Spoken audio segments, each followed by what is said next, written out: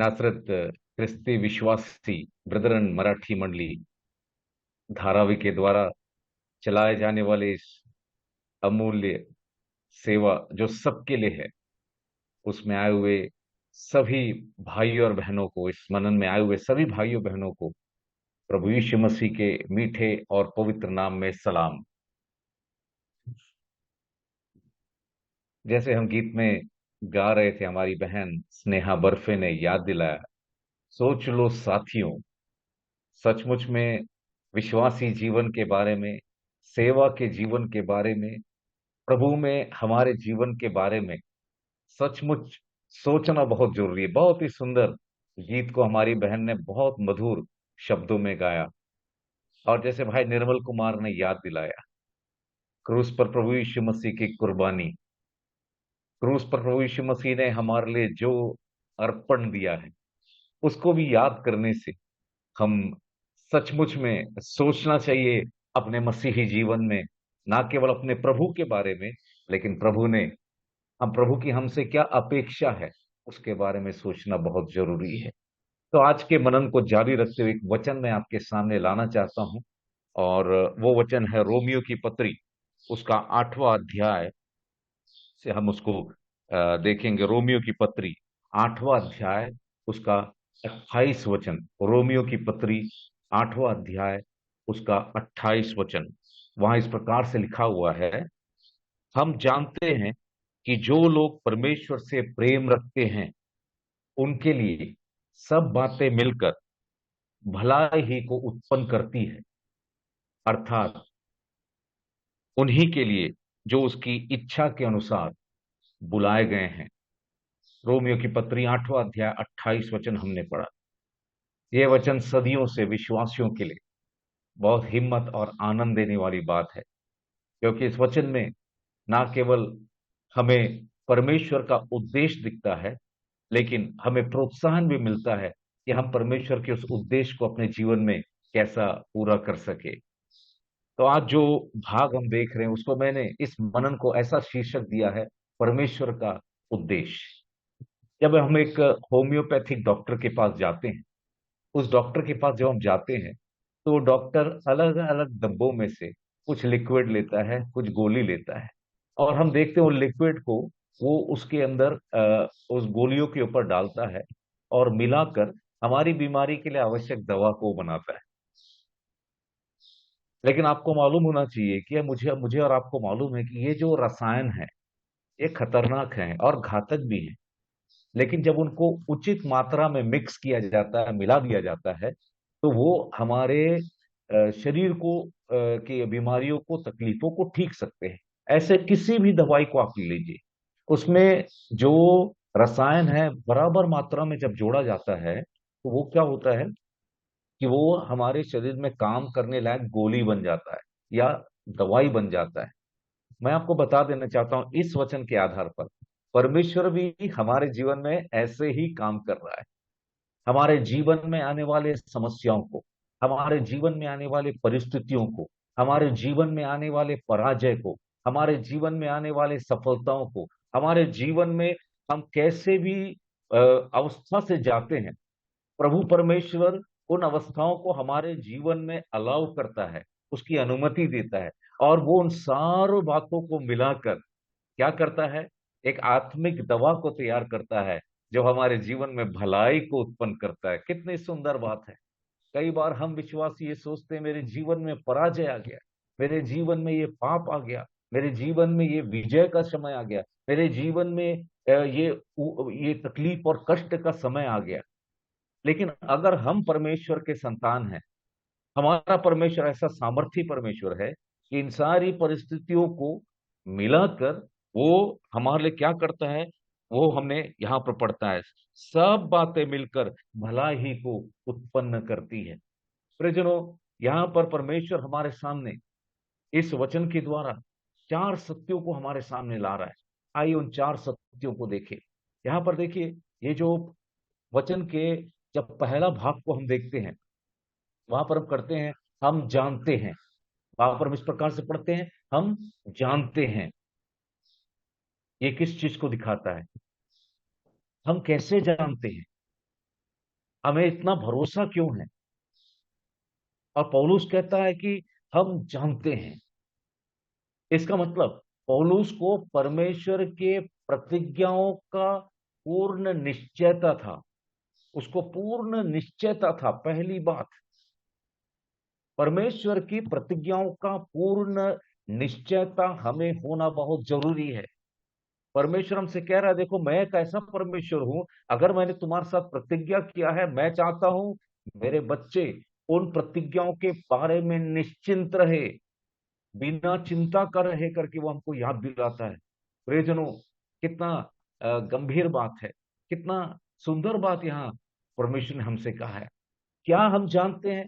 हम प्रभु के बच्चे होने के कारण, हम परमेश्वर के संतान होने के कारण, हम जानते हैं कि सभी चीजें, मेरे जिंदगी के सभी चीजें, मेरे जीवन के उतार चढ़ाव, सब मिलकर अच्छे के लिए ही काम करेगी।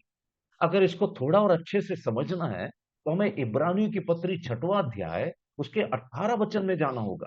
इब्रानियों की पत्री 6वां अध्याय उसका 18 वचन, बहुत सुकून देने वाला वचन, बहुत सांत्वना देने वाला वचन वहां पर हमें मिलता है। वहां क्या लिखा है? वहां पर ऐसा लिखा हुआ है, ताकि दो बेबदल बातों के द्वारा, जिनके विषय में परमेश्वर का झूठा ठहरना अनहोना है, हमारे हमारा दृढ़ता से ढाढ़स बंध जाए, जो शरण लेने को इसलिए दौड़े हैं कि उस आशा को जो सामने रखी हुई है प्राप्त करें।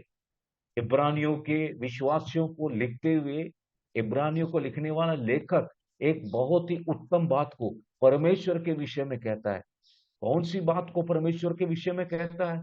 वो कहता है, ताकि दो बेबदल बातों के द्वारा, जिनके विषय में परमेश्वर का झूठा ठहरना अनहोना है। इसका मतलब हमारे प्रभु यीशु मसीह का पिता और हमारा पिता परमेश्वर का झूठा ठहरना, उसकी प्रतिज्ञाओं के विषय में है, ये असंभव है। और उसको समझाने के लिए इब्रानियों को लिखने वाले ने बहुत ही एक सुंदर भाग खुला है। वहां लेख शब्द को देखिए, दो बेबदल बातों के द्वारा, मतलब दो ना बदलने वाले बातों के द्वारा। इसका मतलब क्या है? इसके अर्थ को अगर समझना है, यहां पर हमें परमेश्वर ने अब्राहम के साथ जो संबंध रखा था उसकी ओर हमें जाना पड़ेगा। देखो, परमेश्वर ने अब्राहम को और उसके संतानों से यह वायदा किया था कि तुम्हारे जो संतान होंगे वो आकाश के तारों के जैसा, और इतना ही नहीं, समुद्र के सब बालुओं के समान होंगे। उत्पत्ति 15 उसका 4 और 5 में। लेकिन जब उत्पत्ति 22 उसका 16 से 18 में आते हैं, वहां पर हम देखते हैं परमेश्वर ने ये जो वायदा उनको किया था, उस वायदा को निश्चित किया। कैसे किया? उसने शपथ खाया करके हम उत्पत्ति 22 उसका 16 से 18 में देखते हैं। इसका मतलब क्या हुआ? परमेश्वर ना केवल वायदा करता है, वो वायदा को पूरा करने का शपथ भी लेता है। आप समझ रहे हैं हमारा परमेश्वर कैसा है? ना केवल वो वायदा करता है हमारे साथ, लेकिन जितना वायदा उसने पवित्र शास्त्र में किया है, उसको पूरा करने का वो शपथ भी ले रहा है। इसीलिए वहां पर इब्रानियों को लिखने वाला कहता है, दो बेबदल, ना बदलने वाले, अब्राहम के साथ और उसके संतानों के साथ उनके भविष्य के बारे में परमेश्वर ने ऐसा वादा और ऐसा शपथ खाया था। प्रियजनों, हम परमेश्वर के वादों को जब सोचते हैं, हम इस बात को भूल जाते हैं, दो बेबदल, ना बदलने वाली, मतलब उसका वायदा भी वो पूरा करेगा। उसने जो शपथ हमारे साथ खाया है, वो वायदा को पूरा करने का शपथ भी उसने खाया है। इसीलिए इब्रानी की पत्री 6वां अध्याय उसका 17 वचन को जब आप देखेंगे, इब्रानियों की पत्री 6वां अध्याय उसका 17 वचन देखिए, वहां पर हम क्या देखते हैं? वहां पर हम इस प्रकार से पढ़ते हैं, इब्रानियों की पत्री 6वां अध्याय उसका 17 वचन, इसलिए जब परमेश्वर ने प्रतिज्ञा के वारिसों पर और भी साफ रीति से प्रकट करना चाहा कि उसका उद्देश्य बदल नहीं सकता, तो शपथ को बीच में लाया। आप देख रहे हैं, परमेश्वर ने अपने लोगों से वादा किया कि उसका उद्देश्य बदल नहीं सकता, लेकिन हमको विश्वास नहीं हुआ, तो उसने शपथ भी खाया। उसने शपथ भी खाया करके अब वहां पर देखते हैं। इब्रानी की पत्री 4 अध्याय 16 वचन को देखिए। इब्रानी की पत्री 4 अध्याय 16 वचन, वहां क्या है? इसलिए, इसलिए वो कहता है, इसलिए आओ हम अनुग्रह के सिंहासन के निकट निकट हिया बांध कर चले कि हम पर दया हो और वह अनुग्रह पाए जो आवश्यकता के समय हमारी सहायता करे। आप देख रहे हैं, परमेश्वर हमें सांत्वना भी देता है कि देखो मैंने तुमको वादा किया है, लेकिन मैं तुमको प्रोत्साहन भी देता हूं, आओ मेरे सिंहासन के पास। प्रियो, हम जिस परमेश्वर की आराधना करने आज सुबह आए हैं, वो ना केवल हमसे वादा करता है, लेकिन उस वादा को शपथ के साथ वो दृढ़ करता है। इसलिए अगर हम परमेश्वर के संतान हैं, हम किसी भी परिस्थिति से जा रहे हैं, आज परमेश्वर बताना चाहता है, इब्रानियों 6वां अध्याय उसका 19 और 20 वचन में उसने हमको हमको बताया है कि उसने क्या किया है। इब्रानियों की पत्री 6वां अध्याय 19 और 20 वचन, वह आशा हमारे प्राण के लिए ऐसा लंगर है जो स्थिर और दृढ़ है और पर्दे के भीतर तक पहुंचता है, जहां यीशु ने मलकीसदेक की रीति पर सदा काल का महायाजक बनकर हमारे लिए अगुवे के रूप में प्रवेश किया है। प्रियो, प्रभु यीशु मसीह बता रहा है, वो प्रोत्साहन दे रहा है, देखो मैंने काल्वरी के क्रूस पर तुम्हारे पापों का प्रायश्चित किया है, और जब तुमने मेरे ऊपर विश्वास किया है, मैंने तुम्हें आत्मिक जीवन, पवित्र जीवन, प्रभु के विश्वास का जीवन जीने के लिए मैं तुमको सारी सहायता करने का मैंने वायदा भी किया है।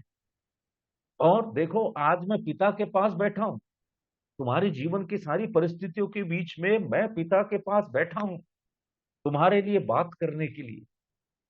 तो इस प्रकार हम देखते हैं, ना बदलने वाले वायदा को हमारे जीवन में करने वाला परमेश्वर। प्रियो, मैं और आप मेरे जीवन में हमारे प्रभु यीशु मसीह के बारे में जब स्मरण करते हैं, उसके बारे में जब हम सोचते हैं, हमें जानना हमारा परमेश्वर कैसा है। हमारा परमेश्वर, हाँ, दो बेबदल बातों के द्वारा वो ये बता रहा है कि अगर मैंने वादा किया है तो मैं उसको पूरा करूंगा, मैं झूठा ठहरना मेरे लिए अनहोना है। इसलिए हम दृढ़ रहे, हम दौड़े, हमारे सामने रखी हुई आशा को हम प्राप्त करें। सारी बातें हम जानते हैं। क्या हम ऐसे विश्वासी हैं? हम जानते हैं, हम जानते हैं। क्या हम ऐसे विश्वासी हैं? क्या हम जानते हैं कि सब चीजें मिलकर अच्छे के लिए काम करेगी? अगर ऐसा विश्वासी बनना है तो अपने परमेश्वर की ओर नजर रखना है कि वो दो बेदल बदल बातों के द्वारा उसने हमसे, हाँ, वायदा किया है, और उस वायदे के ऊपर शपथ भी खाया है कि उसे वो पूरा जीतेगा। तीतुस उसका पहला अध्याय उसका दूसरा वचन में वहां तीतुस हमें याद दिलाता है उस अनंत जीवन की आशा पर, जिसकी प्रतिज्ञा परमेश्वर ने, जो झूठ बोल नहीं सकता, सनातन से की है। झूठ बोल नहीं सकता। हम जिस परमेश्वर के सबूत आज आए हैं, वो झूठ बोल नहीं सकता। तो हमने यहाँ पर पहली बात को देखा, परमेश्वर की प्रतिज्ञा की निश्चयता के बारे में। अब उसी रोमियो की पत्री दूसरा अध्याय 28 वचन में हम दूसरा एक और बात हमारे परमेश्वर के बारे में देखते हैं। वहां पर हम बताते हैं, सब बातें मिलकर भला ही को उत्पन्न करती है। अब वहां पर देखिए, हाँ, वहां पर हम क्या देखते हैं? हाँ, सब बातें, सब बातें, ये भी बहुत महत्वपूर्ण है। यहां पर हम किस बात को देखते हैं? हैं? सब बातें मिलकर भला ही को उत्पन्न करती है। तो यहाँ दूसरा एक सत्य हमारे परमेश्वर के बारे में हम देखते हैं, क्या है? परमेश्वर की प्रतिज्ञा की पूर्णता को हम देखते हैं। परमेश्वर अपनी प्रतिज्ञा को पूर्ण करता है। यहां पर ऐसा नहीं लिखा है कि अधिकांश बातें, ऐसा नहीं लिखा है। यहां पर ऐसा नहीं लिखा है कि तुम्हारे जीवन की कुछ कुछ बातें, नहीं, तुम्हारे जीवन की सब बातें मिलकर, बल्कि सभी बातें मिलकर भला ही को उत्पन्न करेगी। कितना सांत्वना देने वाला बात। अगर मैं और आप कैंसर की बीमारी से जा रहे हैं, मैं और आप कैंसर की बीमारी से जा रहे हैं, शायद मेरे और आपका बच्चे को जिसने हमने प्रभु के भय में पाल कर लाया, वो प्रभु के पास से दूर चला गया। मैं और आप परमेश्वर के लिए मेहनत कर रहे हैं, परिश्रम कर रहे हैं, लेकिन एक भी आत्मा आगे नहीं आ रहा है। मैंने और आपने कलीसिया के प्राचीन होकर, सेवक होकर प्रभु के वचन की शिक्षा दी, लेकिन विश्वास में कोई जैसा बढ़ना चाहिए नहीं बढ़ रहा है। लेकिन निराश मत होइए, परमेश्वर यहां पर कहता है, अगर हम सच्चे रूप से उसके उसकी प्रतिज्ञाओं पर विश्वास करके काम कर रहे हैं, जी रहे हैं, उसके शपथ पर विश्वास कर कर जी रहे हैं, तो यहां पर लिखा हुआ है कि ये सारे पर जो बातें हमारे जीवन में जो आ रही है, सारी बातें मिलकर एक दिन जब हम उसके सम्मुख खड़े रहेंगे, हमें पता चलेगा ये सब भलाई के लिए काम किया है। कितना अच्छा परमेश्वर है। तो ये मेरे पराजय में मुझे नहीं छोड़ने वाला परमेश्वर, मेरी असफलता मुझे नहीं छोड़ने वाला परमेश्वर, मेरे अच्छाइयों के समय मेरे साथ रहकर मेरे आनंद में शामिल होने वाला परमेश्वर मुझसे कहता है, हे सैम मैथ्यू, तेरे जीवन में ये पराजय हुआ था, मुझे मालूम है, मैं सब देख सकता हूँ, तेरे जीवन की सफलता को मैं देख सकता हूँ। लेकिन सैम मैथ्यू, मैं तुझे तुझे बताना चाहता हूँ, ये सारी बातें मिलकर, ये सारी बातें मिलकर भलाई को तेरे जीवन में उत्पन्न करेगा। परमेश्वर के बच्चे के जीवन में सब कुछ हमारे भले के लिए ही हो रहा है करके आज हमें जानना। अच्छी बातें हमारी भलाई के लिए काम करती है। प्रभु जो आशीषें हमें देता है, जो अच्छी बातों की आशीष हमें देता है, वो हमें अच्छा मसीह होने के लिए हमारे अंदर एक इच्छा में को पैदा करना चाहिए। जो अच्छी बातें प्रभु हमारे जीवन में करता है, वो हमें एक बेहतर मसीह होने के लिए एक इच्छा हमारे जीवन में पैदा करना चाहिए। जो दुखद बातें हैं, वो भी हमारी भलाई के लिए काम करता है। उदाहरण एक बताना चाहता हूं, यहूदियों के बारे में, यहूदा के बारे में, यिर्मयाह 24 उसका 5 आप लिख सकते हैं। यिर्मयाह 24 उसका 5, वहां ऐसा लिखा हुआ है, इज़राइल का परमेश्वर यहोवा यह कहता है, जैसे अच्छे अंजीरों को, वैसे ही मैं यहूदी बंदियों को, जिन्हें मैंने इस स्थान से कसदियों के देश में भेज दिया है, देखकर प्रसन्न होऊंगा। प्रभु बोलता है, कसदियों के देश में मैंने यहूदा को गुलाम बनाकर उनके पाप के कारण भेज दिया है, लेकिन वो कहता है मैं उनको वहां पर भी देखकर प्रसन्न होऊंगा। भजन संहिता 119 उसका 71 को जब हम पढ़ते हैं, भजन संहिता 119 उसका 71, वहां पर दाऊद कहता है कि मुझे जो दुख हुआ, दाऊद कहता है मुझे जो दुख हुआ वह मेरे लिए भला ही हुआ, जिससे मैं तेरे विधियों को सीख सकूं। दाऊद बोलता है मेरे जीवन में पराजय हुआ, दाऊद बोलता है उसके कारण मेरे जीवन में दुख हुआ, और वो कहता है कि ये भी मेरे भलाई के लिए हुआ। आपको याद होगा, यूसुफ को उसके भाइयों ने भेज दिया था। उत्पत्ति 50 अध्याय उसके 20 वचन में जब आते हैं, यूसुफ अपने भाइयों से कहता है कि यद्यपि तुम लोगों ने मेरे लिए बुराई का विचार किया था, परंतु परमेश्वर ने उसी बात में भलाई का विचार किया, जिससे वह ऐसा करे जैसा आज के दिन प्रकट है कि बहुत से लोगों के प्राण बचे हैं, बहुत से लोगों के प्राण बचे हैं। इतना ही नहीं, पौलुस के जीवन की घटना को आप दूसरा कुरिन्थियों 12 उसके 7 से 10 में पढ़ते हैं, वहां पर क्या लिखा हुआ है। वह पौलुस की जीवन का घटना को लाता है परमेश्वर, और वहां पर देखता है कि उसके शरीर में एक कांटा चुभाया गया था। मतलब शैतानी बातें भी, शैतान जो हमारे जीवन में बातों को लाता है, उसको भी हमारे भलाई के लिए परमेश्वर लेकर आता है। शैतान का पीड़ा को पौलुस को सहन करना पड़ा, लेकिन वहां पर देखते हैं पौलुस के जीवन को उत्तम बनाने के लिए परमेश्वर ने शैतान को वो करने के लिए भी दिया करके दूसरा कुरिन्थियों 12 उसका 7 से 10 में पौलुस कहता है। तीसरी बात हम देखते हैं, परमेश्वर की प्रतिज्ञा की शर्तों को हम उसी 28 में, ये प्रतिज्ञाएं परमेश्वर किसके जीवन में पूरा करता है। रोमियो 8 उसका 28 में, जो लोग परमेश्वर से प्रेम रखते हैं उनके जीवन में, ये वादा हर किसी के लिए नहीं है, ये वादा उनके लिए है जो परमेश्वर से प्रेम रखते हैं। हमें कैसा पता चलता है हम परमेश्वर से प्रेम रखते हैं। यूहन्ना 14 उसका 15 में हम उसको जानते हैं, वचन सबको मालूम है, क्या लिखा हो, यदि तुम मुझसे प्रेम रखते हो तो मेरी आज्ञाओं को मानोगे। हर एक विश्वासी जब परमेश्वर की हर एक आज्ञा को मानता है, उससे परमेश्वर को पता चलता है कि ये मुझसे प्रेम करता है।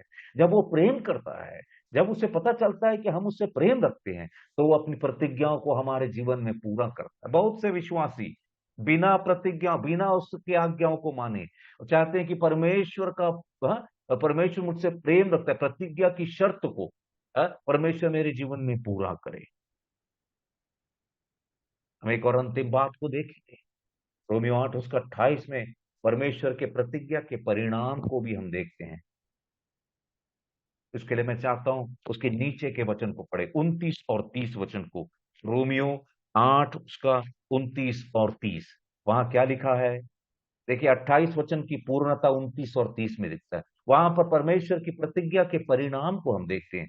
क्योंकि जिन्हें उसने पहले से जान लिया है, उन्हें पहले से ठहराया भी है कि उसके पुत्र के स्वरूप में हो, ताकि वो बहुत से भाइयों में पहलौठा ठहरे। फिर जिन्हें उसने पहले से ठहराया, उन्हें बुलाया भी, और जिन्हें बुलाया उन्हें धर्मी भी ठहराया, और जिन्हें धर्मी ठहराया उन्हें महिमा भी दी है। यहां पर हम क्या देखते हैं? ये वचन को हम हल्के से ना लें। यहां परमेश्वर के प्रतिज्ञा के परिणाम को देखते हैं। क्या है उसका प्रतिज्ञा का परिणाम? क्या है जो उसने वादों हमसे किया? उसका परिणाम क्या है? वो कि हम उसके पुत्र के स्वरूप में हो जाएं। सब कुछ अच्छा करने पर परमेश्वर का उद्देश्य हमें आशीष देना, हमें खुश करना या हमें अमीर बनाना नहीं है। ये जो कुछ परमेश्वर हमारे जीवन में कर रहा है, उसका एक ही उद्देश्य है कि इसके द्वारा हम उसके पुत्र के स्वरूप में आ जाए। आज सुबह के मनन को मैं समाप्त कर रहा हूं। चार बातें हमने अपने परमेश्वर के बारे में देखा। उन चार बातों में हमने क्या देखा? उन चार बातों में हम जानते हैं कि जो लोग परमेश्वर से प्रेम रखते हैं, उनके लिए सब बातें मिलकर भलाई ही को उत्पन्न करती है, अर्थात उन्हीं के लिए जो उसकी इच्छा के अनुसार बुलाए गए हैं। परमेश्वर की प्रतिज्ञा की निश्चयता परमेश्वर हमें देता है। हमारा परमेश्वर ऐसा है, परमेश्वर की प्रतिज्ञा को पूर्ण करेगा करके वो हमें हमसे कहता है। परमेश्वर कहता है कि मेरे प्रतिज्ञाओं की शर्त है। परमेश्वर हमसे कहता है मेरी प्रतिज्ञाओं का जब मैं तुम्हारे जीवन में पूरा करूंगा, उसका परिणाम है तुम मेरे बेटे यीशु मसीह के जैसा दिखने लगोगे। प्रियो, प्रभु हमारी सहायता करे कि हम उसके पुत्र यीशु मसीह के सदृश उसके जैसा दिखाई दे। परमेश्वर इन मनन के शब्दों के द्वारा हमें अनुग्रहित करे, आशीष करे।